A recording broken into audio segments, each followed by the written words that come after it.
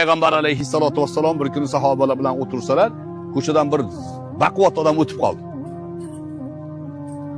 Odamlar aytdiki, "Ya Rasululloh, bu odamni qarang baquvvatligini, shu jangda Alloh yo'lida jihodda qatnashsa, fi sabililloh urushsa, savob ulug' bo'ladimi?" dedi. "Hozir nima qilyapti?" dedi. "Hozir bu oila tashvish bilan yuribdi" dedi. "Ha, bu ham Alloh yo'lida-ku" dedi. Qarang, jangda jonini tikib o'limga ro'baro ketish bilan erkak kishi oilasini boqaman deb ko'chaga chiqishligini tenglashdi dedi. Shuning uchun ayollar erlarning qadriga yetinglar. Ular jangga chiqqan odam.